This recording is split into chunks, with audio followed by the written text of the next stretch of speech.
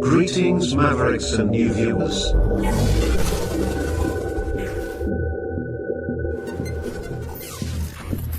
Tonight, direct and live from the Maverick News Network World Studios. This is Maverick News with Rick Walker.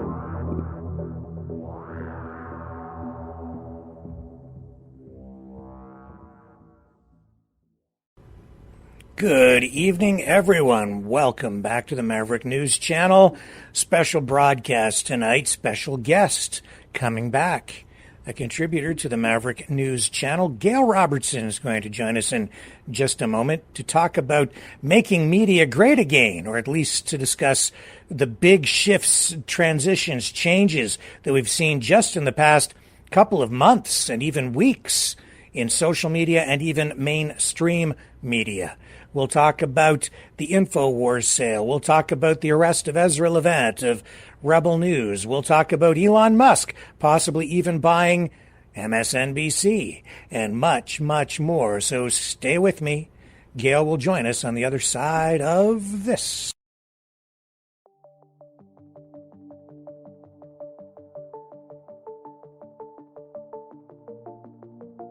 Greetings, brave Mavericks. Our quest for truth continues.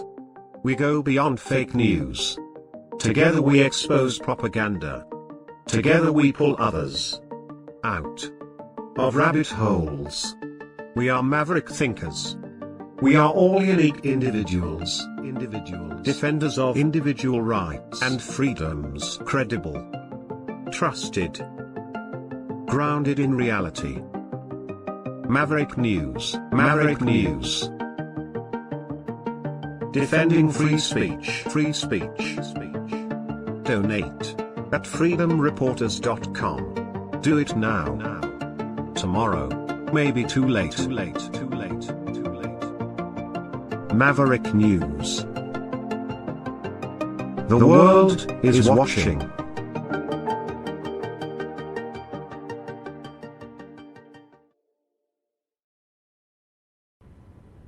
Okay, let's not keep her waiting. She's in the back room. Let's bring her out front where you can see her bright smiling face. There she is. Hello. It's been a while. Way too long. It has been. I'm so glad you're here tonight. We need you. We need you to help us make sense of all these big changes on the media landscape, and especially since the presidential election. So, you're our media specialist, so we need your help tonight. Well, I have been studying this now, as I call myself a recovering journalist. It was interesting. I mentioned that title to someone and she said, "Oh, did you experience trauma as a reporter?" And I said, "No, but I've only experienced it more recently." Yeah. Well, I don't know if it's traumatic, but it is. I mean, it is a shock to the system, I think, a lot of this stuff that's been going on. I think it was a shock to the to democracy in a way in this U.S. presidential election. Before we get into some of the nitty-gritty details here, what was your overall impression of how media, what role did media and social media play in this presidential election? Well, I think it played a great role, especially since now people are realizing they can get their news from so many other places. And I think that there was, it was judged incorrectly by the Democrats thinking they were going to go mainstream, use all the popular Hollywood people and go do what they've always done, right? That's what they thought would work. And then lo and behold, there was people on Trump's campaign team that said, "Hey, wait a minute, things are changing in the media. Let's get him on Theo Von's show. Let's get him on Rogan's show." So that's where I think things really shifted. Now, for some of us that have been following this for a while, including myself, and so let's use the Joe Rogan as an example. When I first heard about him and I bought into the whole, I thought this guy is some knuckle drag. I thought he was just not that smart, all the things that I was buying into. Then I went and I thought, well, being a curious person that I am, I thought I better go listen to a show before I judge, right?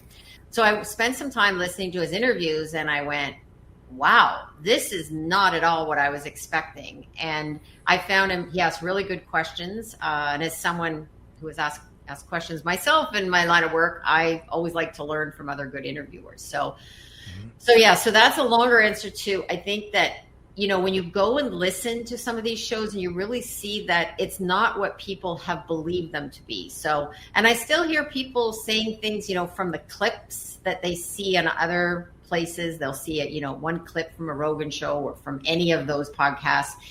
And I always tell people, did you listen to it in context? Now, this happens on all sides, right? People will take a clip and run with it. And I've always said it's really important to go listen to context of the full story. Yes. During the election, I saw Kamala Harris at her rallies using celebrities, putting on concerts, going to Saturday Night Live.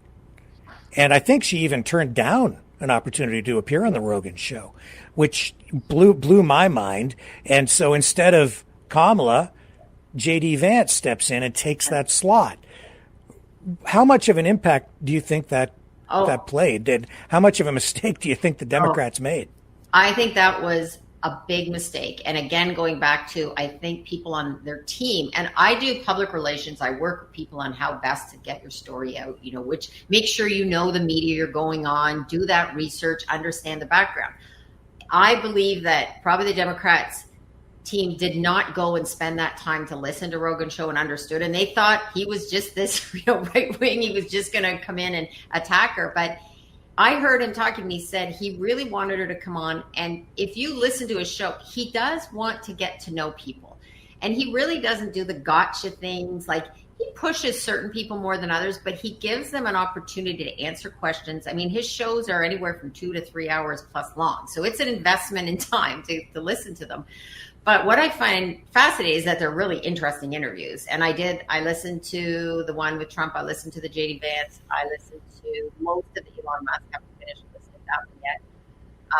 And, he had said he wanted to have Kamala on to actually get to know her. He said, I feel like we really haven't had a chance. I just we're losing your audio here. It's getting wait a minute. Was that better? I might have drifted. Yeah, can we bring your mic in closer? Yep. And then it was actually cutting right out too. So let me just see here. Okay, how's that? Is that better? That is better. I was drifting away from my from the microphone. So I think it was a big mistake that they didn't go on the show, because if you understood how Joe Rogan does these interviews, it would have been really positive probably for her if she was open to being open. And because if not, it would be a short interview. And then, when you listen to people like Trump or J.D. Vance, whatever you may think of their politics, they did the show really well. Like they, I mean, Trump even talked about how he weaves, and he was weaving, and Joe let him kind of weave a couple of times, and then he tried to bring him back. Okay, got to get you back on track. And the J.D. Vance one was probably the most illuminating for myself to hear some of his thoughts. And you get on those types of shows, you get more than the sound bites. You get more of the personality, who they are. So, I think it was a big mistake that, the Democrats decided to go more mainstream, more, if you do what you've always done, you get some of the same results, right? So I think they missed the boat on understanding what's happening in the culture of podcasts and the culture of other media. If you just look at the number of followers Rogan has, I lost count, 11, 15 million. It's a lot. He has such a big following. So yes, and that alone would say to me, if I were a campaign manager, I'd say, what do you? Of course, we want to be on your show, whether it's a hostile interview or a friendly interview. That's where the audience is. That's where you go, and you just deal with it. And Rogan even agreed to have some topics that were off limits, whereas apparently Trump and JD Vance didn't have any limits on what they would talk about. So Rogan was prepared to agree to that, but she had to go to Texas. She had to go there. They wanted him to come and go to where she was, and it's like, well, that's not how he does his show, right? You have to go into his studio, and that's all part of the culture of his show, right? His studio has a certain allure to it, and it's, at where he has his whole comedy building, right? It's yes, yeah.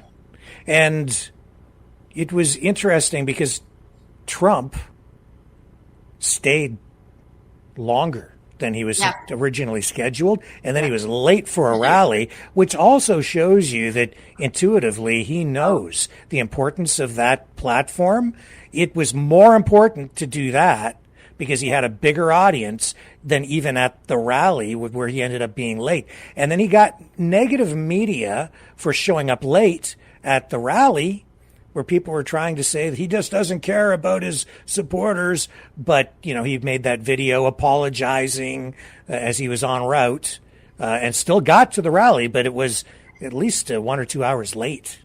Yeah, it was quite a lengthy interview. And you also got to see, and again, I'm always open to, I want to learn more about the people behind the news, right? And understand who they are, their personality. And, he does have a sense of humor. And I think that was what came out between him and Rogan, right? That there was things that, he presented. And, saying this among some media, well, some people I know, like, they would be shocked to, like, because you can't say anything positive about Trump, right? It's almost like, oh my God, that's like, he's just this evil person. And I'm like, well, people are not one-dimensional, right? They have many parts to them. And, it's too bad, because I would have liked to have really heard a longer interview where it wasn't hostile or it wasn't so prepared, where it was like a natural conversation. That would have been an interesting and it could have turned things around for her. Who knows? We'll never know. Mm-hmm. Yes. They were hoping, I think, that Saturday Night Live appearance would turn things around for her. But what do you think it says about mainstream media and even, mainstream entertainment media like SNL, which has political overtones, or maybe even it is just a political show these days. But what do you think it says about those mainstream platforms? The fact that she did that, they didn't give Trump equal time, which is, I think, even a violation of broadcast and election regulations, but they did it anyway, and she still didn't win. What do you think? Yeah, when it comes to, Saturday Night Live, I think they, I watched that bit and I found it a little, what they say, cringy, right? It was just this strange, like, when you're trying too hard to be funny. I think that's the other thing. When you have to try that hard, it misses the mark. And I think, that's what Saturday Night Live is trying to be, like the cool kids. And I think the cool kids have moved on to other places. And, people are expecting different interactions than what they're seeing on Saturday Night Live. And I think it was too predictable. Yeah, whereas I think on Rogan, it's not as, in some of these other shows, it's not as predictable and it's more fun. I mean, the other person I've listened to, like Theo Vaughn, it's kind of funny. And I have not listened to a lot of his shows, so I can't comment. I have listened to a lot of Joe Rogan's, but I have not listened to as many as Theo Vaughn. But. So, it seems to me that shows like SNL maybe are at the end of their lifespan. They have to reinvent themselves, because I think, I never watch it. I used to watch it when I was younger. Mm-hmm. I don't bother anymore. For me, it's almost, it's too political. In a way, all the late night talk shows have just become political shows, where back in the days of Carson and even Jay Leno, they did some politics sometimes. They'd poke fun at all the politicians, but it wasn't all politics. It just feels like it's all politics all the time now. Yes. And I think the other thing is it's so predictable. Like I was watching the one Saturday Night Live and they were showing all the pics, I guess some of the pics that Trump had made, but they were just repeating who they are. Like there was no twists on it. I mean, the whole part of humor is to do something that's unexpected or that, where you can poke fun, but it's funny. And I thought, well, we all know this about the pics that he's making. It wasn't anything new. It wasn't anything that you sort of went, and I think that's where I've watched some of Bill Maher and Jon Stewart who were able after the election to sort of start to, still find some humor and poke fun at even themselves, right? Like that they had called it wrong. See, now there's a guy, Bill Maher, who has not been afraid to shift his position on, I think he's pretty genuine all across the board. So I have quite a bit of respect for him because he doesn't just cave in. He's not a sheep. No. And as a result, I think he's more relevant than a program like SNL.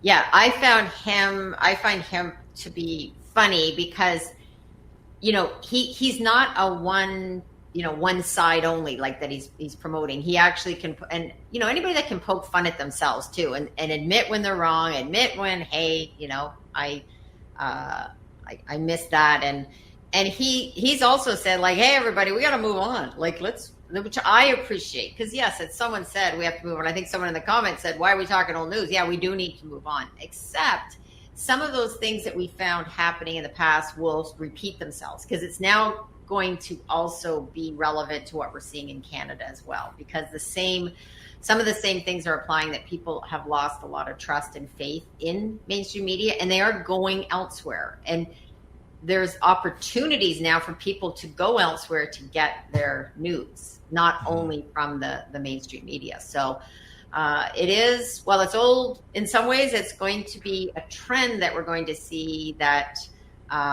everything is changing when it comes to media, right? Like Rick, look at in our lives, right? Like what has changed so dramatically in how, mainstream. I'm just going through some old articles that I'd written. I was going through a big bid and I was telling myself, I looked at how big the paper was, all of the ads that were in the paper. It's hard to believe that it doesn't seem that long ago, but.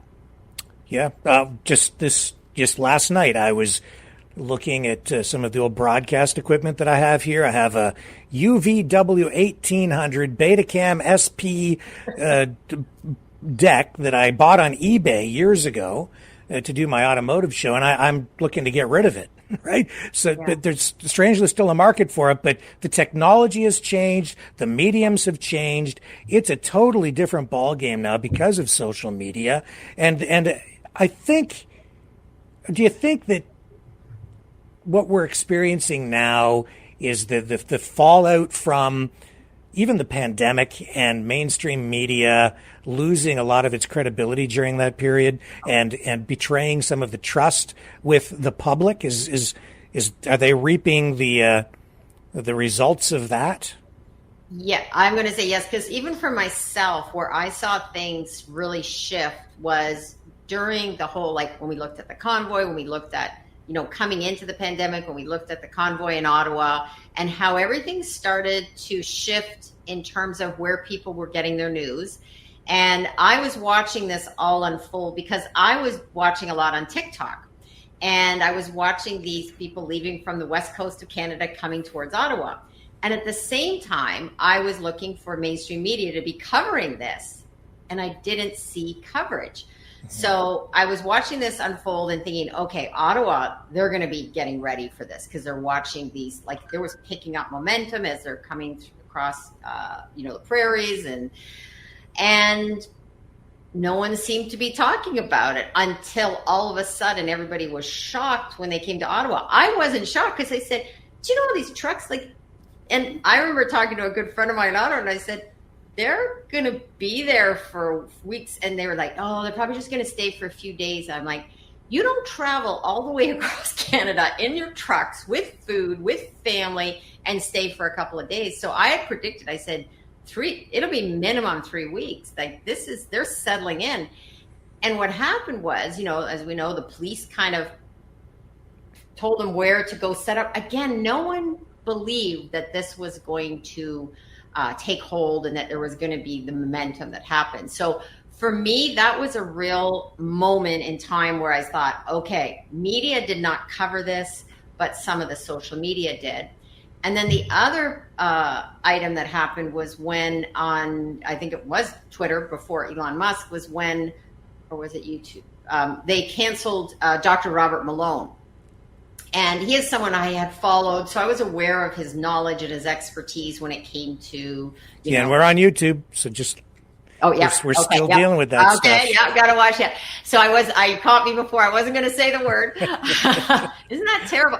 It is terrible. We're still dealing with it. Yes, and I will say, here's my little plug for it. Go to Twitter and X, because I see so many people that want to jump ship from there, but it is one of the only places right now that does not have the C word. I don't know if you can say that because if you're on YouTube, but yes, yeah. I highly encourage people to go there. It just gives you another perspective on what's happening. So yes, Rick, in terms of what I saw happening with the media, there was a big shift because of the pandemic. And I think, there's this belief that, people are dumber than what we are. And I think we saw that same thing in the States. Like, people just said, only, less educated people supported, Trump. Mm-hmm. And okay, I know this not to be true, guys. I know too many people in the States. And yep. So, yeah, it was, I think that was where, for a lot of people, even if they, didn't, whether you agreed or disagreed with mandates, they started to ask questions and went, why is this happening to the degree that it's being pushed? It's pushed so hard. And we've seen the same thing with EV, right? With electric vehicles. When it gets pushed so hard, and then they realize, oh, wait a minute, there isn't a market for it. So I think people now are starting to question more things. I'm a big fan of curiosity and making sure you do ask more questions and that you go, look up information on your own. So yeah, big shift in media, and now we're. I've been under the there's a sense that things are returning to normal, but just yesterday somebody sent me a job at the National Post. And this is something you might be interested in. And I went, well, probably not, but I'm going to look at it. So I looked at the post, and as part of the condition of employment, of course, you have to get the thing in the arm. And I thought, are you kidding me? It is, after all this time, they still have that policy in place. And what does that say about the kind of people, that shows you that the journalists that they have working there are the ones who will obviously comply. They're okay with it. So you don't have any diversity in thought surrounding the thing in the arm. And that's a major issue right now. It floored me to see that that's still in place. And obviously that's still having an impact on media in itself. There is many workplaces that is a condition of employment. And I think when we talk about, diversity, it is a very narrow definition, because it's not often diversity of views, diversity of opinions. And that's where we lose out. And, I've always believed, going back to my journalism days, when I was going to journalism school, the whole premise of, being in journalism school was that you're supposed to welcome different ideas, ask, and push to get more information of whoever is in power. You should be questioning them. You should be keeping their feet to the fire and asking questions, and not only with some parties, right? And so, yeah, I see so many, talking about misinformation too, people throwing a lot of information out there and they haven't gone and done their own research, or they'll say something, one clip about Rogan, for example, and it's not even accurate. Mm-hmm.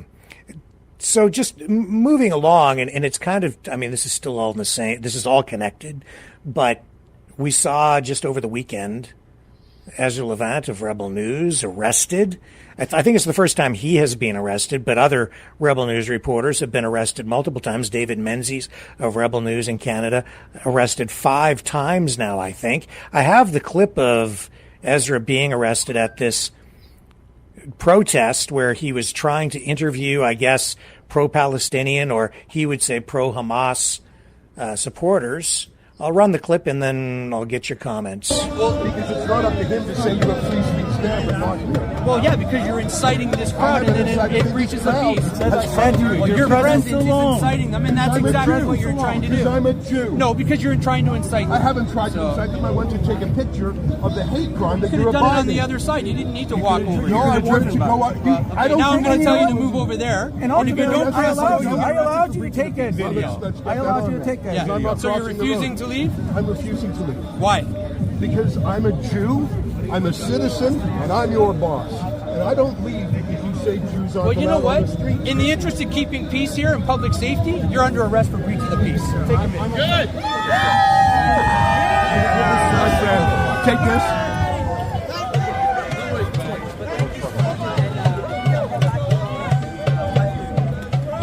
I'm being arrested because I'm standing on the sidewalk in my city.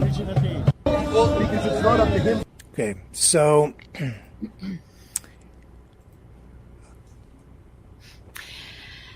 Well, this is complicated. Yes. You take over to you, so that I don't have to It is deal with the and following. it isn't, I guess. You know, Yeah, it is and it isn't, yeah. I've seen this a few times. I've seen Karima Saad's another person I highly recommend people follow. Karima Saad is also on Twitter and does a lot of coverage of the protests. You know, whatever you may think, again, I stress, with Rebel News, whatever you may think of their approach, they are a journalism outlet. He was going over to ask some questions, and it might have caused a disruption, but I don't know why that wouldn't be allowed to go at least ask some questions. And he also wanted to get a photo because there was some pretty horrific things happening there that day too. There was someone that was in a chair, fully face covered, with supposedly representing the former Hamas leader, Sinwar. Like it was, and this is, you know, in a Jewish community, and there seems to be, you know, double standards when it comes to, you know, making arrests or when the police are intervening. And, you know, going back again to the convoy, when I looked at what happened in Ottawa, what happened there when they brought in the Emergencies Act versus now we've had protests ongoing in many cities for, you know, well over a year. And, you know, to make an arrest like that, especially, I mean, they know who he is. He's not only a journalist, he's Jewish, he's in his own community. And he was saying, you know, I'm over here going to interview these people. So for the police to intervene, I get it up to a point that in some strange way, they probably thought they were protecting him. But then I have to ask, well, why do you feel you have to protect him? And that's the question that is missing when there should be coverage of this to ask. And I think it was on one of the radio stations, what's his name? Joe Egger? Joe 1010? One of the Toronto stations. Anyways, they had Ezra on, and they did reach out to ask the police chief or some of the police, and the police said, we will not be coming on to talk about anything related to Rebel News. Then they asked another question, and there was silence. So I do think that, you know, the police do have a responsibility to respond to this. You know, and again, I'm shocked that, or not shocked, I guess, that there isn't more people speaking out about a journalist being arrested like this for doing their job. Even if you don't agree with the news outlet, even if you don't agree with the politics of, you know, Rebel News, there's a certain, you know, precedent that could be set. But I've seen this happen again. Same thing with free speech, with censorship. It seems to be that, you know, people are okay with it if it's stuff that they don't agree with. like shut down Ezra. They're crazy. It's just a fundraiser. And I've seen some people on even more on the more critical or independent left media that have said, hey, this is all Ezra. It's a publicity stunt. And maybe it was, but I don't think that's really up to us to make that judgment. I think, if he was going to ask some questions, do his job as a journalist. But, the other thing is when you're not there on the ground, I think some of the things Ezra said was probably inflammatory towards the police. But I want to say this. I have seen and heard, again, from people like Karima that have covered some of these protests, people saying much more inflammatory things, pushing at the police, and there's no arrest. And yes. Ezra did nothing. When you watch there, he was very careful. He didn't push. He was using, what they say as children, use your words. He was using his words. I don't think the police liked it, but I didn't see him in any way be, physically overpowering to the police. Yeah. Yeah. I think it is complicated because police do have a responsibility. Like their focus is on keeping people safe. Yeah. Keeping the peace. That's what they want to do at these protests. That's their paramount focus. After that, then they'll look at, can we arrest someone? Should we arrest someone? Has a law been broken? But their primary concern is safety, public safety. So I get it.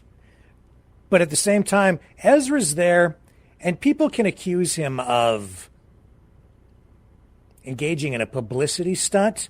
He certainly will get is getting publicity because of this again, right? But it is. I think the reason he's getting publicity is because the issue he's raising through his actions, it's a legitimate issue. It's an issue of free speech, freedom of media. It's an issue of freedom of movement. It's charter rights. Does he really, as a citizen, have the right to walk down the street? At what point, though, do his actions violate the rights of the people on the other side of the street who are protesting an issue that he has a different view on? If he goes over there, at what point does he cross the line and violate their rights? Or at what point does he then breach the peace? So this is where it starts to get very complicated. You go to court, and then it becomes a constitutional question. I mean, this could go all the way to the Supreme Court, honestly. Yeah. And we've talked this before when they arrested David Menzies when there was, I think, Chrystia Freeland. And now that was strange. That was an even stranger one because he was just truly just asking her a question on the road. Yeah. I think the other thing that is strange about this is that it does give, lots of, video clips for Rebel News to use. And so in a way, that picture of him being arrested, walked down the road, that gets a lot of people fired up. And especially when people are seeing this in a Jewish community, I think that's the other thing that needs to be looked at and understood better, that people have also been told I think this was in Montreal, there was a rabbi that was told not to, that he shouldn't be walking a certain area for his own safety. And again, if we're being told that, we have to ask, well, why? Why is it unsafe?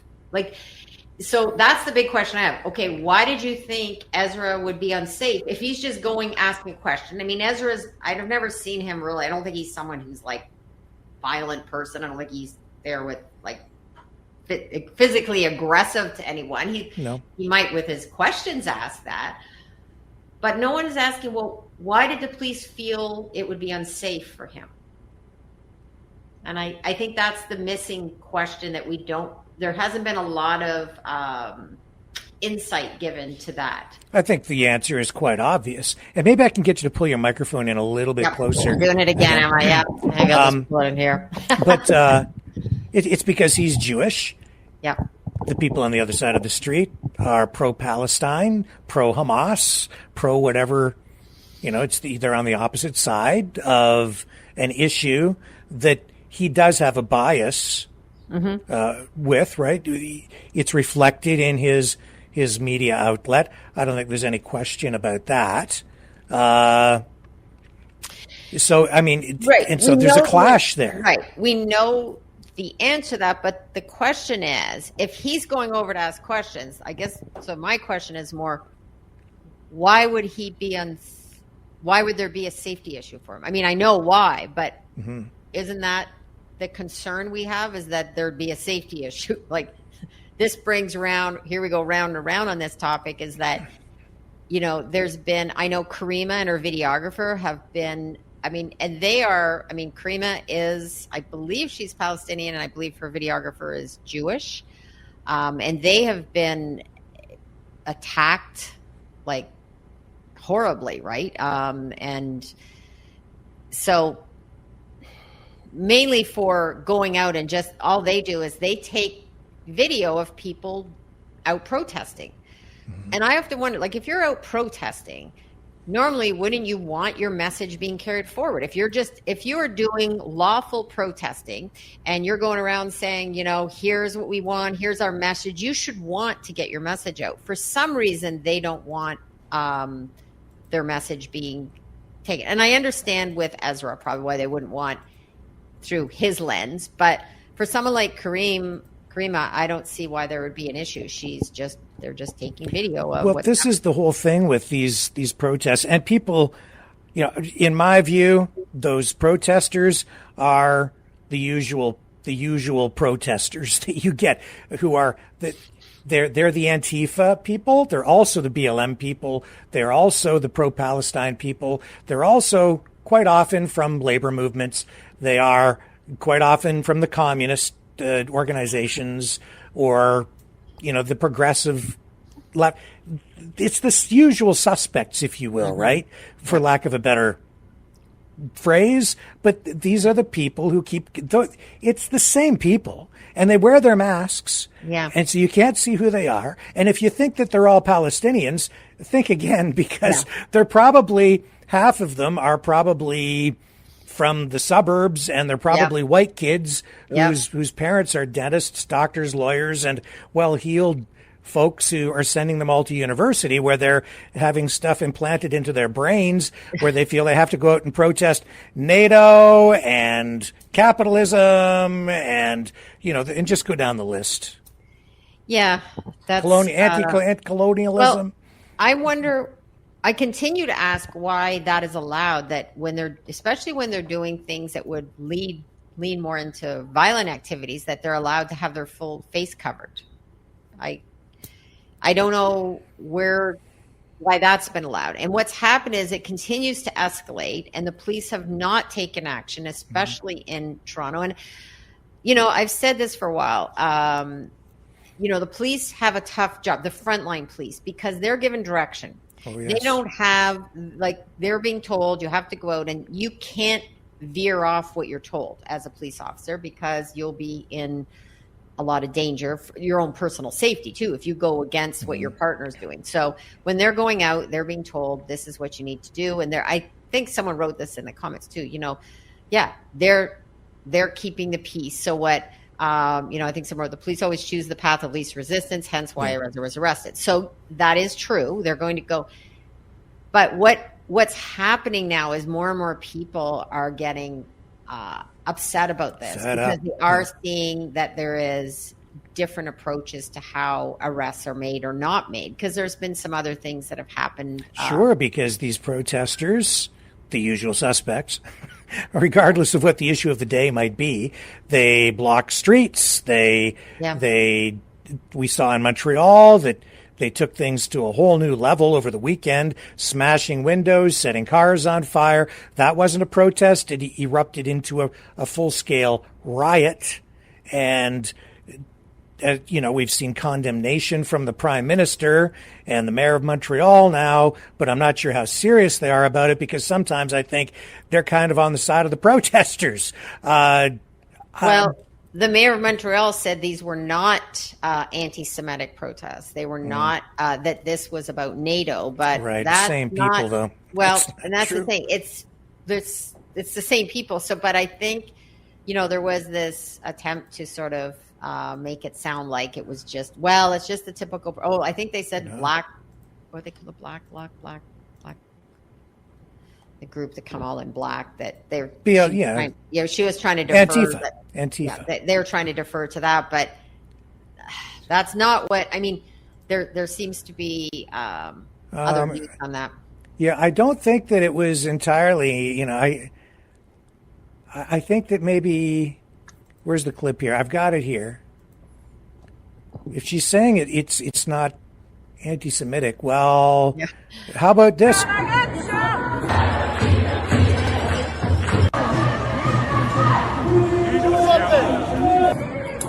Final solution is coming your way. Do you know what the final solution is? We're gonna get you.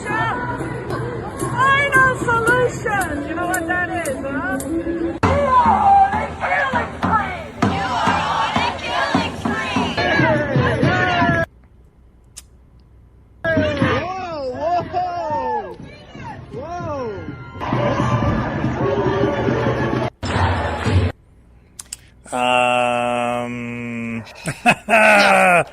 I don't know what else. I mean, and this, I saw a few different clips. It's not like you can say, oh, geez, was that AI? Especially, and someone did comment on this about the second coffee shop franchisee that was removed by the owner of Shakeup. So, and obviously that was done really quickly too. So they checked it. I'm at a loss when I see that. A loss in what way? I mean, like just how abhorrent it is to hear about Final Solution, someone doing Nazi salute and that, she lost her franchise, but this would have been prior to October 7th. Like that would have just been so horrific to see that. And now it's like people are defending her still. When I say I'm horrified, beyond horrified when I see that, because it's spreading. It's been ramped up I've been watching it for the past few years. It's people have been fed this stuff on social media, which kind of brings us full circle to this whole question of, I think too, I understand people who have concerns about social media and disinformation, misinformation, harmful information. I get it, because as much as I like the free speech that it provides, I also understand that just because someone says something doesn't mean they're right. It's making it more difficult for people to figure out what's credible information, what's good information, what is questionable information. Most people, I don't think, are equipped and are not media literate enough to deal with the flood, the constant tsunami of information that they're being subjected to. And the really dangerous thing that has happened now, and I blame mainstream media for this and government, because they lied to people about things, they undermined their own credibility, destroyed the trust that the public had in them, and now people are vulnerable to bad actors out there. There are good places online to go get information, and there are now some places too that are being run by people who are malicious, who are there spreading really bad ideas. Yeah. And it's leaving people who are vulnerable wide open to it. I'm concerned. Yeah, I think like many things, we talk about that pendulum has swung. And I think that because people have lost so much trust in mainstream media, there's no one to do a lot of the curating. So what's happened is as much as I'm an advocate for free speech and against censorship, there are some boundaries that are needed. Like I'm not a complete that everything should be allowed when it comes to speech. But there needs to be, like, when there is a calling for killing of people, death of people, there has to be some lines drawn. But you have to allow for different views and different opinions.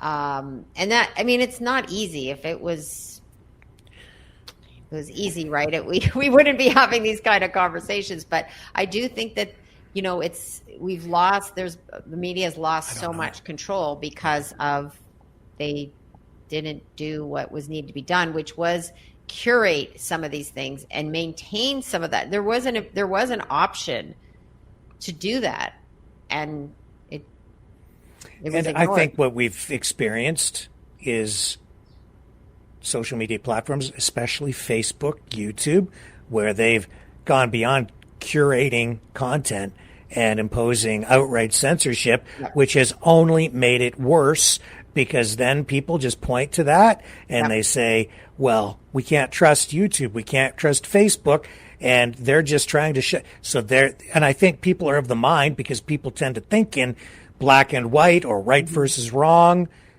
If they're trying to censor it, that must be the truth.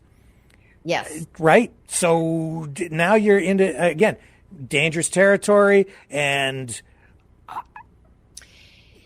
in any relationship and any organization, when trust is lost, and as soon as when it was intentional in some cases, and even when there was an opportunity on some of these topics to turn things around and say, hey, we were wrong, which is what we talked about, why we like a Bill Maher, because he can say, hey, I got it wrong, right? I'm open to that. So instead, it just keeps sinking deeper and deeper into this place of where we're at now, where there is a lot of, hostilities and negativity. And I think you're right. People don't often either curate properly or do the research. For me, a big eye-opener was, and now people want to leave Twitter because Elon owns it. Okay, I've seen this too. People all went to Threads. Remember, they were going to go Threads. Now it's Blue Sky. And, it's interesting how many media people we're going to go to Blue Sky. And it's like, okay, bye. Catch you when you come back. Because I do know that people that have left Twitter, they're still watching it. They want to know what's going on. They may not be tweeting. They may not be on there, but they still want to stay connected, which means you're still on Twitter, right? So because it's like saying, you want to be where the action is, and Twitter is where the action is. It is what is happening. Someone said it was like the town square. So this is Blue Sky. I haven't really paid much attention to it, but what do you know about this? Is this like a new just Democrats only or liberal platform, or what is it? Yeah, it's liberals, and apparently the Babylon Bee have got they got suspended or something because they were using humor, right? You can't use humor, you can't use parody, unless it's on the side of pro. If it's knocking down conservatives, I guess allowed. But from what I've heard, it's there's a whole bunch of stuff, and I think there's so many things getting reported and shut down. It was bogged down with a lot of problems, and I just see most of the people going there. I don't know. I think they believe there's some sort of nirvana that everybody's going to be, lots of rainbows and unicorns over there. But I don't think that's happening because, of course, there's trolls, right? Of course, there's people over there trying to poke fun at them. And the thing with Twitter is that what I like sometimes is that there's, there is humor. There is people. I mean, it can get crazy, but I tend to curate fairly well, so I know the people to follow. But I leave a few loonies on there just because they're funny sometimes, and I know it's. But one last thing I want to say about Twitter too is that, if you take the time and review the Twitter files, And you look at someone like Matt Taibbi. Matt Taibbi he was celebrated as this great journalist, investigative journalist when he worked with Rolling Stone before Rolling Stone went off the rails. But he's a very credible journalist who was there was Michael Schlesinger, Barry Weiss, and Matt Taibbi that dug in, and they found all of these things that were being censored, especially during the previous time that we won't want to talk about. But so for me, that's why I'm on. I don't really care whether Elon owns it, whether I like Elon, don't like Elon. To me, it's not really relevant. I look at the end product. So I want to know, and there's stupid stuff in there. There's misinformation. Of course there is. But there's a wide range of diverse views. That's where I want to be. I don't want to be somewhere. It would be like, only having people in your life, everybody agrees with you on everything. The problem I have with Twitter as a journalist is just the outright fakery. There is just some stuff out there, especially with it coming out of the war zones, right? That is just straight up, full blown propaganda, even, artificial, generated with AI, 100% fake. And it has become very difficult to know what's true, what isn't. And I've been duped a few times. Yeah. Because it's very, very, very well done. The technology makes it difficult to determine whether it's real or not. And that's the world we're in. I always say that's the hand we're dealt. We have to figure it out. It's not going to get, it's going to get murkier in terms of, so much confusion and wrong information. And as you said, there's this, how do you tell? I have to look sometimes and go, is that AI? But sometimes you just know, you're like, Well, but some of the stuff is repurposed video. Yeah. We've seen, pictures of ships on fire. Yeah. And then the caption says this ship was hit by a missile, blah, blah, blah. And in fact, it's not even that ship. It's from 5 years ago, but people believe it. And by the time, they post stuff like that, and then it just goes out, a massive number of people see it. And it's you can't even put that dumpster fire out.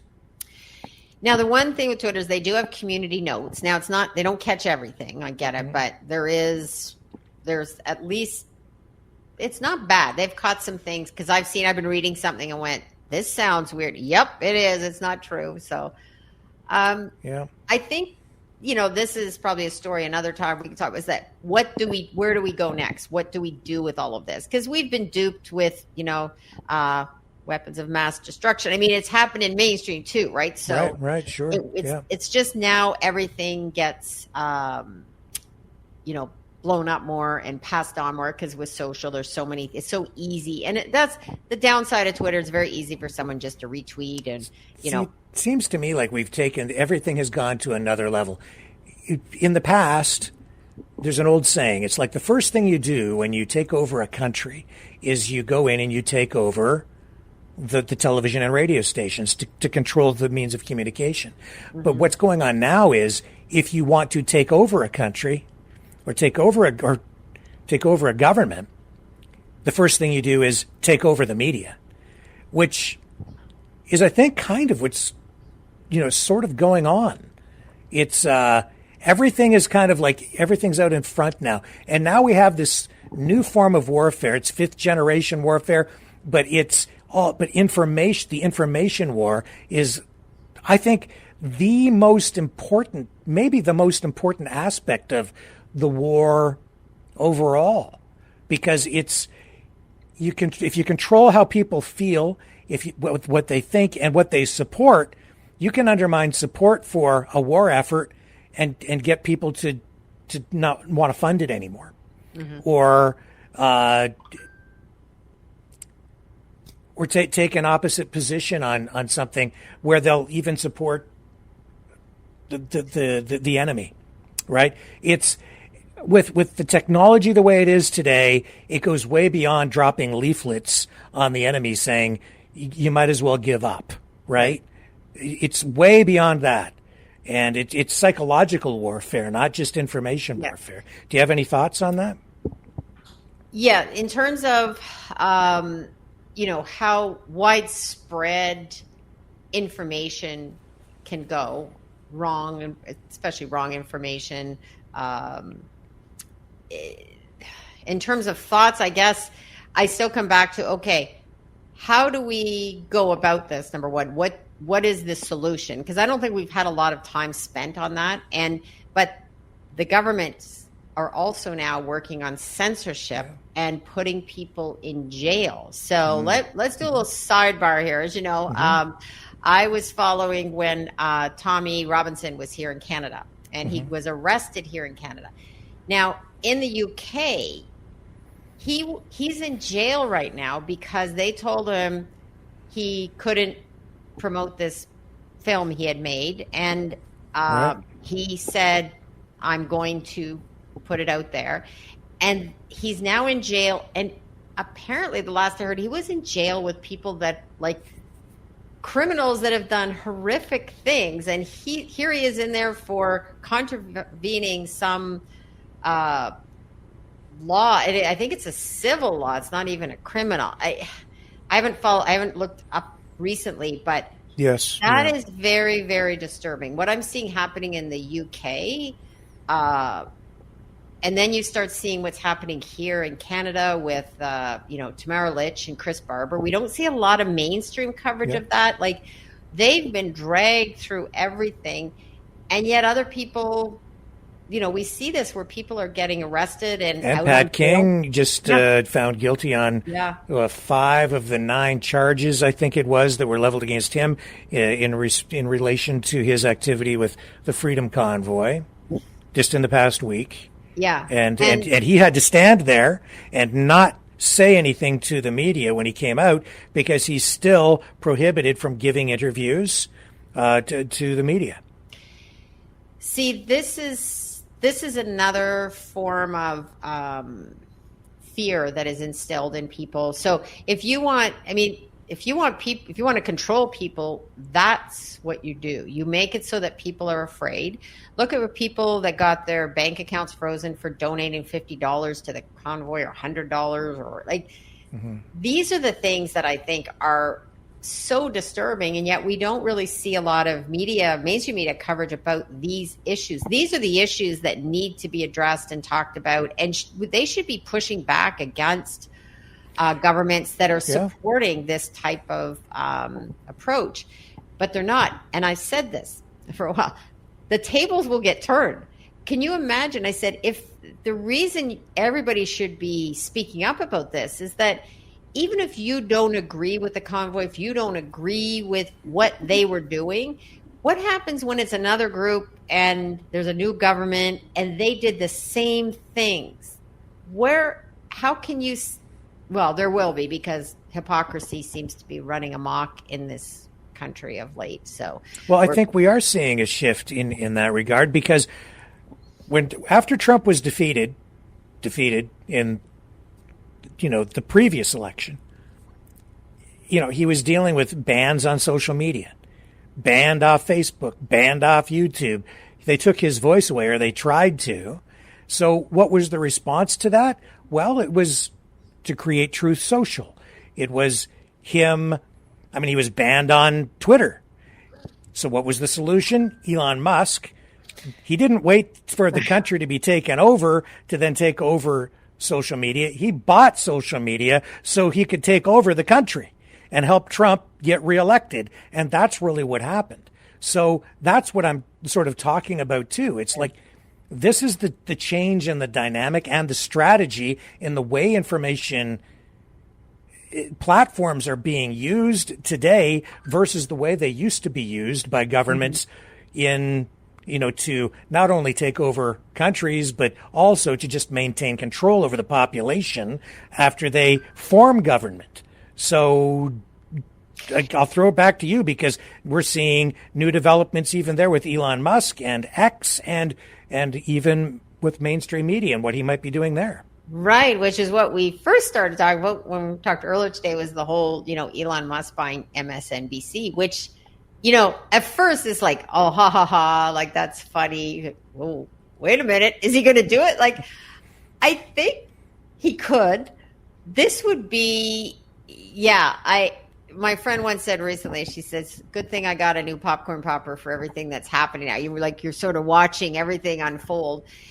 I mean, that would be very interesting to see someone like Musk take over an MSNBC, and what would happen, and how would news be delivered, and how would it work in tandem with Twitter, X. I still call it Twitter. Twitter.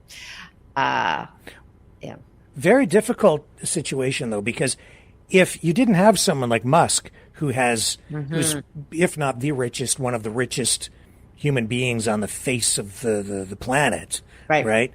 So he has the means to do these things, and he just happens to be focused on free speech, and has his, views contrary to the mainstream.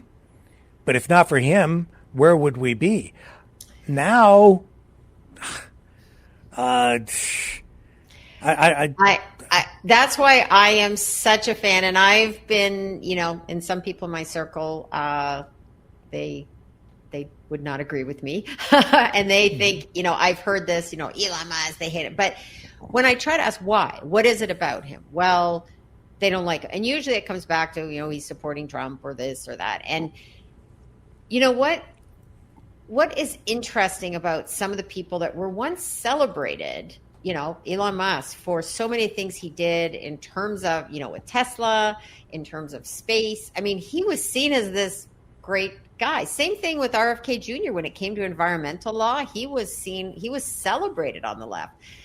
But then as soon as they start questioning things or doing things that, are seen as supporting another politician or party, all of a sudden everybody turns on them. Whereas I always look to, I'm a big believer, core values. What are the core things that people believe in? So I don't have to agree with everything. I don't have to like everything. But for someone, the reason I'm a Musk fan or a Twitter X fan is that I think without that right now, we would be in a very different world. And it is not easy to take on, say, Facebook or YouTube, but that's what has been happening since Trump lost the election, and somehow he fought back, but it wasn't without help from platforms like X, Twitter, but also from platforms like YouTube. But over there right now, if you go to YouTube, where I've been building an audience over the past year and a half or so, they're now shutting down. And this is because of lack of sustainability. They're facing challenges in maintaining their operation. Obviously, they have, financial challenges. It takes massive amounts of server space to accommodate all of the video content that is uploaded to a video platform like that. It was launched as an alternative to YouTube, particularly appealing to content creators who felt censored, who felt that they needed a different platform because they'd been demonetized on mainstream platforms. And I'll say YouTube is even a mainstream platform these days. But so, I mean, here's an example of a smaller player who had some financial support, but he's shutting it down because if you just read what's on that screen, it's just blatantly obvious. They don't have the financial means to continue this. Well, here's just like we were saying, when Blue Sky or Threads is trying to copy Twitter X, it's very hard when you're just trying to copy something that's already got deep roots. So I think that's another thing. As much as people may not like whatever happened on YouTube, they have such a massive, people go to YouTube for so many things, right? So it's hard to go up against that. And I think, and again, I don't know a lot about YouTube, but I'm guessing that, trying to even sound like YouTube but be different but the same, it's maybe there needs to be a more creative approach. So that's why I'm thinking like an MSNBC, like Elon could be very interesting. But I think when you're trying to, copy without doing your own, coming up with something new. But there's the question too, is television are operations like MSNBC, are they failing because the technology that is used to deliver those platforms is obsolete, like television is sort of a one-way communication stream, or is it because of the content that they're providing? It's probably a combination. And I think if Elon does buy it, my guess is he's got a plan. He's not just like, there'll be something of how it will be used will be, I'm sure, something different, right? Or I mean, there's a lot of unknowns, but I think he will come up with something creative. I mean, that man is like, he thinks differently than just about anybody I can think of in this, like that would use his, I mean, he could sit back and just do whatever, but he's driven to do things that not many people would want to do. But he does get to, I guess, go sit next to the president of the UFC fight. So, and then we're seeing Parler. You remember Parler? Yeah, that was a platform that Dan Bongino was heavily involved with, and I think Kanye West ended up buying it. But they came under heavy attack by the progressive left, the Democrats, whatever. They had their servers over with Amazon, and as a result, they ended up losing. I can't remember exactly what Amazon did to them with their servers, but they basically got shut down. The whole platform was ended up being essentially censored indirectly, and Parler was shut down. Kanye West tried to bring it back. It was sold to somebody else. Well, they're back again. And let me just show you the. I think it's hard, to compete because there's only so much that people are going to go invest time in. So there's certain platforms people will use. Like I use YouTube for certain things. I use X for certain views. I use TikTok. So when you start to spread it out any thinner, I think it becomes, then you start to get echo chambers, right? And as much as people will say, well, not even echo chambers. It's just people just don't go there. Right. Yeah. But when they do, it's a narrow audience that will go there. It's too narrow. And that's what's happened with Blue Sky. It's happened with Threads. Yeah. So, I mean, I wasn't even aware that Parler was back online until today. I just became aware, strangely, as we were kind of getting ready to do this. So I'm going to make an account and I'm going to sign up for it because it's supposed to be still a free speech oriented platform, but they're taking a different approach this time, I think.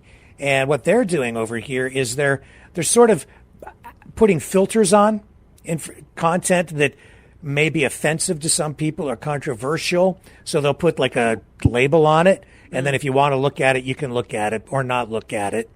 And then they have certain rules about things like you said earlier. If you're threatening someone or threatening to kill a person, then that would be a violation. You could get booted off for that. But otherwise, instead of just deleting accounts, they're taking this other approach. So what are your thoughts? Well, to me, it's another, I go back to, I'm still on X because I like the mix of views. There are people with so many there's a diversity of views, which I like. And I like following certain people. I follow people, I don't always agree with them, but I like their thought process, right? So, so I don't have as much, like to go to a one issue or more of one perspective doesn't inspire me as much to go sign up for yet another one, right? But because again, there's so much time and I already have and maybe because this is what I do, right? I do strategy around social media, how to use it, work with people on how best to tap into the different platforms. So the other thing is, what is the goal? I always ask, what's your goal on being on any platform? What do you get from it? What is it you want to get from it? And that's why I'm on the platforms I'm on. Well, I think we've seen too sort of migration and division based on political views between these different platforms, in particular with things like BitChute, where you're getting, way more right-wing oriented content. I post everywhere, so I don't care whether it's left wing or right wing. Right. If I got eyeballs, I want you, right? I don't care what your views are. You can hate me if you want to, or you can like me. That's fine. But BitChute, that's over here. YouTube's kind of like now way over there. Facebook is what it is. But you're getting people oriented. So we've got BitChute, Cloud Hub, Truth Social, Getter, Twitter, X, Facebook, Instagram, Threads. Yeah, the list goes on. Like, I don't know how you get them all these things. And that's where you have to look at. See, I look at as, if you want very niche, go niche, like in anything. But if you want to go wider and you want to have a wider audience, that's why I would say X. And someone asked, Pooh Bear said, I dislike X. I'm always interested why people dislike it. Like, is it just, because don't have to agree with me, but I'm always interested why people may not. I guess I don't either have a like or dislike for most platforms. I just find they are what they are. Like, I was talking to someone recently about Facebook, right? Now, Facebook, I use it for some things, but I find it funny sometimes because if someone posts on their page and they say, I like red apples, right? I'm probably not going to come on and say, how dare you like red apples? Red apples are terrible. You should like green apples, right? I might say, hey, good for you, and keep moving. Like, what's interesting is, we were talking about this sometimes, and you'll see on a Facebook post how people get into these arguments, and it's sort of like, I'll sometimes stop and read some of this. And I have some people in my Facebook circle, and I just go, wow. Like, they post things, almost like, some of them post things, I think, looking for a fight. And they just want to go down that rabbit hole, which I find it over sometimes some silly things. But so I have to ask you this because I've been banned on Facebook, apparently for life. Okay. Yeah. Blah blah blah. Yeah. So, but here's my. You weren't talking about red and green apples, though. That's why. I guess so. I think I got banned because they just didn't really understand what I was talking about, so they just banned me. And there are other reasons too, I suppose. But whatever. I don't think I did anything wrong. But that's me. Right. My question is, before when I was on Facebook, news was still permitted there. And politics was one of the main subjects of discussion. And it was really, I think, being used to drive people's emotions, where they would feed you stuff that you like, and then they'd feed you something intentionally that you would really disagree with and would even get you upset. And that was what would keep people engaged when they were going through the feed. But now that news in Canada is no longer really part of the platform, because they've essentially decided they're not going to carry it because of the Justin Trudeau government and, all of those, and the new legislation on revenue sharing, that they don't want to pay the money. What's going on Facebook? Because I'm not there. How do they keep people engaged now that politics is politics still a big part of it, or news? What is it? Sometimes is, as long as you're agreeing with, the main narrative.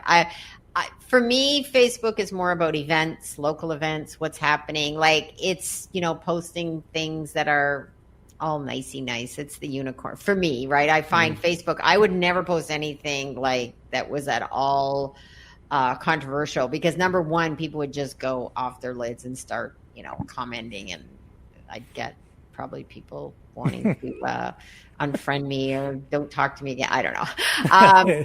So, but again, so I don't, it's a bit like, certain parties, I read a room. So Facebook to me is more about what's happening. I post about my cycling. He went for coffee. It's that kind of stuff, right? Yeah. That's why I like X for other more meatier topics. Instagram's just sometimes goofy stuff, and then LinkedIn is. See, this is why you can't practice old school journalism these days on those kinds of platforms, because if you speak to one side and it's okay with them, they like that, you're fine. But if you try to speak to somebody on the other side to balance it out, you're going to get banned. That's really what was going on with me. Yeah, in my opinion. Or even if they didn't ban you, they would make it so that none of your content would see the light of day. They really, they pushed it pretty far down. Because I know someone that was posting, had a business, and I told him, I said, I wouldn't post. Listen, if you want to run your business, I'd be very careful, because these posts aren't going to get promoted enough.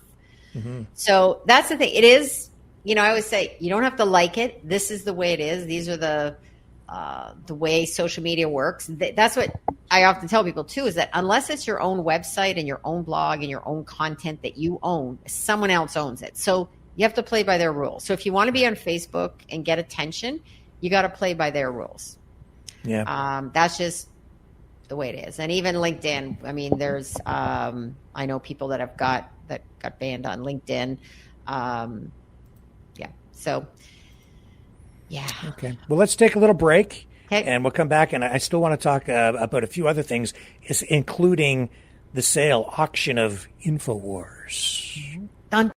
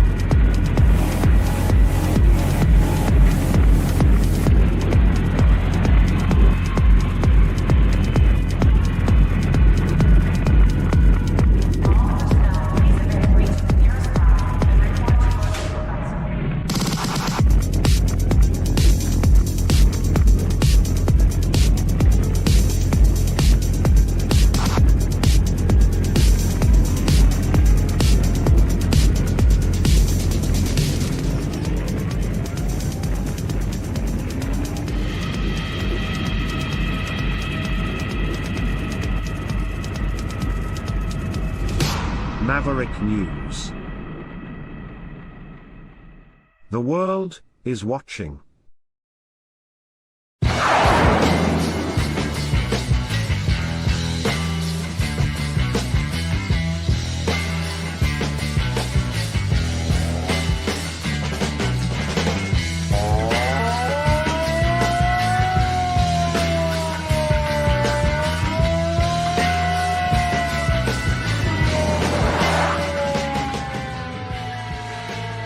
Maverick News. Fighting for freedom. Okay, so have you been following the whole InfoWars saga? A little bit, little bit. not intensely though. So I've been trying to catch up on a bit when we said we were going to talk about it, but. Yeah, I mean, let's see what they're saying today. It looks like the judge still has to approve the sale. It was, again, more extreme drama over the past week with Alex Jones and InfoWars being sold to the Onion, which was planning to turn InfoWars into a parody of itself online. Here's the NBC feed today, and this is what they're saying about it. Judge says he must still approve sale of InfoWars to the Onion. The auction result is pitting the satirical news company, which is supported by Sandy Hook families, against First United Companies and LLC backed by Jones. So the judge said today that he may hold an evidentiary hearing next month to help determine whether to approve the sale of conspiracy theorist Alex Jones Media Company to satirical publication The Onion. So I don't know, the whole thing, the day of the big auction, talk about melodrama. Oh my God. It was like they had the auction, I guess the feds or something showed up at the studios. They told Jones they were going to shut everything down, whatever. I don't know. Then it was like the sale went through, all the auction was held, the mainstream media reported the Onion had bought this thing, and I was on here and I was saying, don't worry about Alex Jones. Every time this thing happens, he still ends up, coming out on the other side just fine. He has lots of money. He's got a Rolls Royce tucked away and a Rolex, and he's got all his money hidden. He'll be fine. Don't worry about him. Sure enough, not even 24 hours passed. His website, which had been taken down, was back up online in less than 24 hours, probably within 16 hours. The website back up. He's back online. He's back in the studio. He has his lawyers fighting this thing. The auction wasn't conducted properly in their view. because it was like sealed bids and they didn't even accept the highest bid. And the families from Sandy Hook, he said, were, I don't know, financing their bid with the money that he was supposed to pay them from the penalty that he was levied against him. But because he didn't even really have the money, they couldn't possibly purchase it because the money didn't exist. And it was like, oh my God, this is like mind-blowingly crazy stuff, which is just so, I guess it's appropriate. I was going to say, it's on brand. Yes, it is, isn't it? Yeah, and I am not as familiar. I saw a little Can I get you to bring the microphone in a little closer again? Sorry, I moved it back here when we went. Yeah, I'm not as familiar with this. So you sort of gave the good synopsis there of that whole situation. And, you know, whenever I see some of these things, I mean, it often, again, misses that context, right? And people jump to conclusions and they've heard snippets from, and yeah, and here's the guy who, boasts about being the most banned media guy, on whatever.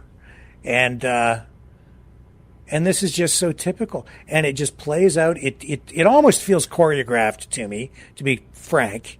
Almost as though this is fake in some way in itself. So that I think that there's, and I hate to be a conspiracy theorist, but this is my conspiracy theory surrounding the conspiracy theory site, which is run by the world's #1 conspiracy theorist, who says he's not engaged in conspiracy theories because all of his conspiracy theories come true, which makes me wonder if it is true. Well, that's the thing that about conspiracies, right? I mean, things that I remember over the last number of years, things that I thought even too were like, no. And then it's like, oh, yep. I just heard on the radio today too, there was talk about 15-minute cities, and they're saying there's no such thing as 15-minute cities. The media, not that like it was like last year. No, there's no such thing. It's not. Then today they were talking about, no, we're moving towards 15-minute cities because it's good. It's like we want to go back to. So I was like, wait a minute. I remember not that long ago hearing that was all conspiracy people talking about 15-minute cities. So now they're saying, well, there are 15-minute cities, and the people that disagree with them are all wrong just because they think that it's conspiring to not have them use cars. And wait a minute, that's what it is. That's what it is. But that's And I've been on here people get upset with me on both sides, have been getting upset with me for the last couple of years because I've been saying, yeah, there are 15-minute cities, but you have to look at all of these things with some degree of perspective. Yeah. Like it's not as evil as you think it is. It's evil, but it's not that evil. It's like moving to electric cars, doing like certain things. I mean, it's not 100% bad, but what we've lost is the ability to step back and look at things and with perspective and say, okay, let's take, I always say, take the best, leave the rest. And we aren't doing that on so many of these issues. So what I was hearing, talking about today on the radio about the 15-minute cities was that it wasn't that long ago that it was like anybody who even said we're moving towards 15 cities, they were wrong. They were wrong. They were conspiracy people. They were just, trying to cause trouble. Now it's like, well, we are moving towards this, but now the people complaining about it, well, you're wrong. And it's just this attack of people who want to question and think differently. But what they don't realize when they're going through these stories is that people have lost that trust in the storytellers and the people reporting on this. Instead of saying, just what you said, there's pros and cons. We should listen. See, I've always said, why don't we listen to the people who disagree with this and ask, why do you disagree?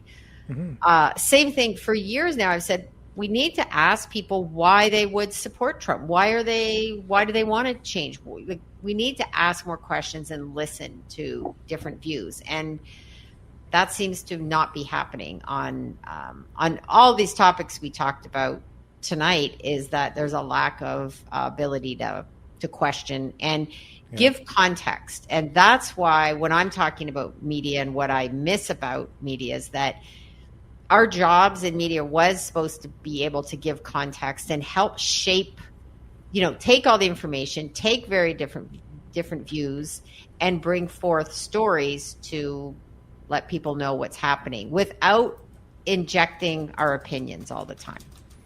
Yeah, I mean, when it comes to, even like perspective is important, but I don't know how sometimes you get through to people or convince them that to look at things in maybe a little bit more moderate way when people have lost so much trust in institutions, especially on an issue like 15-minute cities, where I'm okay with a municipality using streetlights with sensors to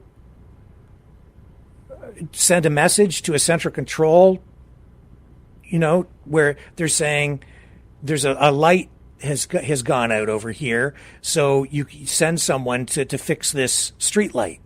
Or gunshot sensors, so that they know if there are gunshots that are fired in a neighborhood, and they can send police over there to check it out, right? I'm cool with that. But I also understand the need for privacy, and how if they're checking every license plate that goes by and using facial recognition to monitor the movements of individuals, I think that's a bigger issue. So I totally get it, but there's a balance to be struck here. Right. And this is where when people lose trust, and that's what's happened. So now whenever they want to do anything, whether it's even, talk about anything, whether it's health related, whether it's electric vehicle related, people are going to shut down now because they're like, wait a minute, I don't trust you. So, and don't tell me what to do. So now people are starting to get into that. Like now, advocating to say, I want a car with gas. I don't, and the whole EV thing, we often, people want to compare it to what's happening in Europe. It's just like, you can't compare what's happening in Europe to like Canada or the US, when we have in Canada like such diverse weather and distances. It's just so off the mark. And so many issues surrounding it. The government spending so many tax dollars subsidizing all this, trying to drive it through financial incentives and even penalties, right? It's like, you car company, you will do this, or you won't get these grants and you'll be penalized on the other side. So they're driving it. But as it relates to media, it's just, again, I think people can see that there isn't demand for it, and yet the media has been out there promoting it, pushing it, taking that government agenda forward. Right. And then that brings us, here in Canada with how many of the media outlets that are subsidized, right, by the government, which makes it very tricky. I always said when I was working in fundraising, you don't bite the hand that feeds you. If someone is giving you money, you make sure they look good. It's kind of common sense, right, that someone has given you lots of money. And we saw that in a few different issues over the last number of years, right? You're getting money for advertising. You're not going to push back. I remember too, way back in covering when we had, what was it? There was the real estate board or realtors were doing something in an ad, and there was a story that came out that was critical, and we had a big, it was, we had to really question what we could cover about, I think it was when we were looking at realtors versus people selling that was it. There was going to be a story about people selling their house on their own without going through a realtor, and that caused some disruption with the realtors who were paying for ads. And so, you've got in Canada and the US, but in particular in Canada, you have the federal government bailing out the mainstream media with a $600 million scheme, rolling that money out to all the mainstream media outlets. And yet Justin Trudeau today still, even though he's, I think, largely been sort of controlling media for quite a while through that, he's now still the most unpopular prime minister probably in Canadian history what do you make of that? And it's the same thing in the States with Biden. The Biden administration imposing massive degrees of censorship. You've seen that they've been right in there basically giving direction, which is unconstitutional, to platforms like the former Twitter to censor this and control that. And yet still, they lost the election and they've lost control, I think, of the narrative. Yes. I guess, again, it goes back to imagine if Elon Musk hadn't bought X. A lot of information wouldn't be coming out unless you were in some of, more niche groups, right? So that's why I'm happy about X, even though it may not be perfect. There's no perfect platform. There's no perfect anything. But I appreciate that at least there's diversity of views. And I often think about this. Imagine if Twitter files hadn't have come out, if we didn't know that. Where would we be right now? And, but I mean, at the same time, though, people like Rogan and some of these other podcasts have gone on to do very well because they remember when, who was it? Two musicians wanted to take their music off Spotify and Spotify stood their ground. Very smart move. They knew like then I think like, don't want to be upsetting someone like Rogan, right? Yeah.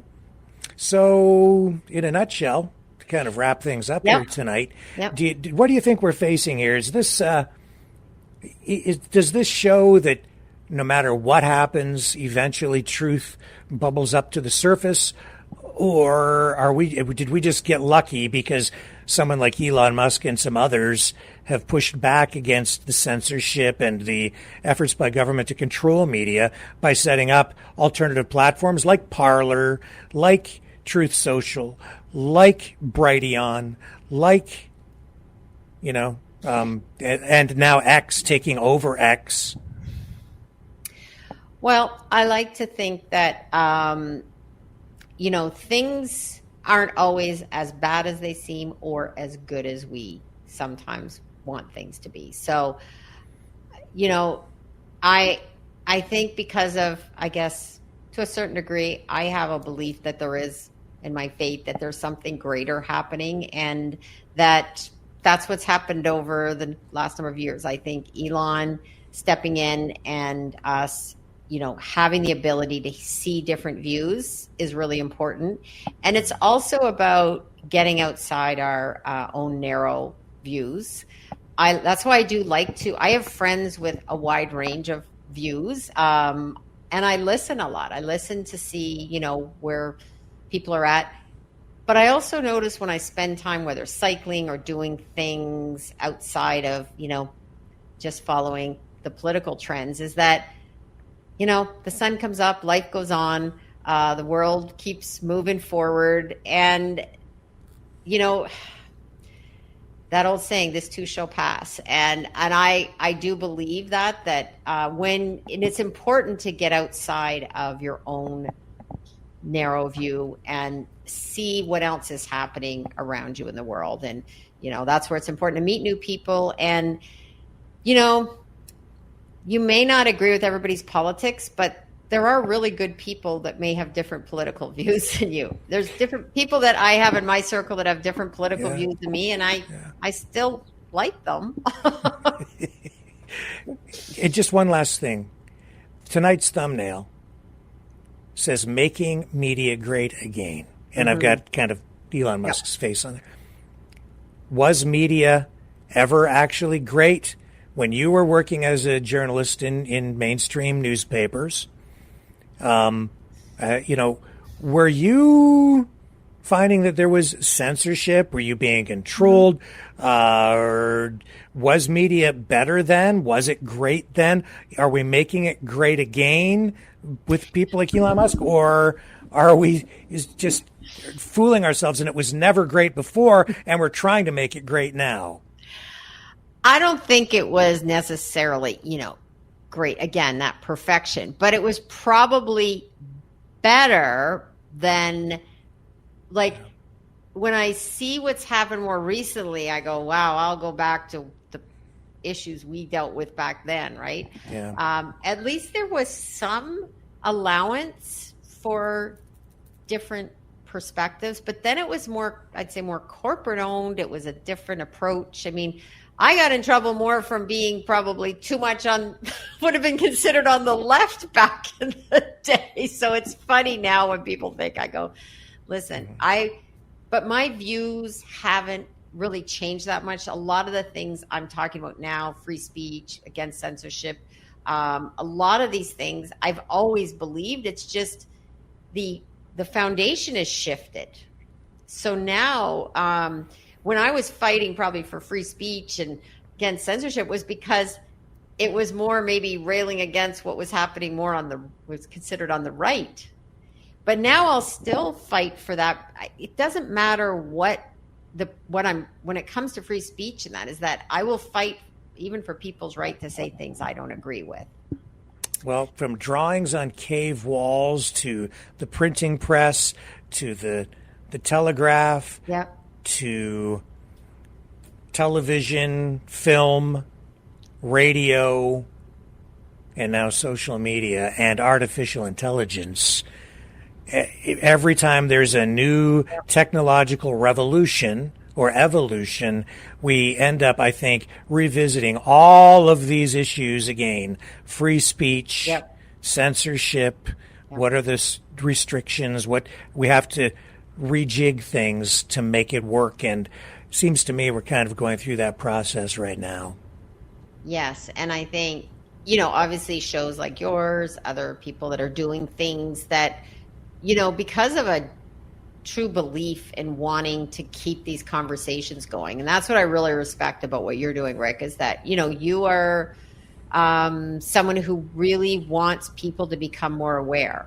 And that's what we have in common, I think, is this idea that we need more discussions. We need more people. And, as I'm reading, I try to read some of the comments as they're sliding by. But, I mean, it's good to have, as long as, I always said, be respectful, but you can agree and disagree. I mean, people have been saying things that don't always agree with something I've said, which I appreciate. Like, it's important to have a little bit of back and forth, agreement, disagreement. And the other thing is, I've seen myself sort of think one thing, and then even after talking to you or reading something else, I've had my views changed on things. I'm like, oh, I hadn't thought of that. So it's important to keep an open mind. And oh, yeah, if people want to open their minds, how can they find you on social media? Pretty much, well, probably most people here, if you find me over on Twitter, is Gail Now. I'm on Instagram as Gail Now 1. That's more of my fun stuff. And then I'm on LinkedIn as Gail Robertson. So find me there. And then my YouTube's been a little quiet. My show I've taken a little hiatus for a whole bunch of reasons. I've been busy doing many other things, but I'm contemplating maybe restarting that. So every time I come on a show like this, I'm like, oh yeah, I'm all fired up. All right. Gail Robertson, thank you for spending the time here tonight. This has been a fantastic conversation, and I know that there was real value in this for the viewers tonight. So, folks, thank you to Gail. Thank you to all of you for spending the time with us both here tonight. And Gail will be back because she's a regular here. And I will be back tomorrow night, 7 p.m. Eastern. See you then on the flip side. Bye.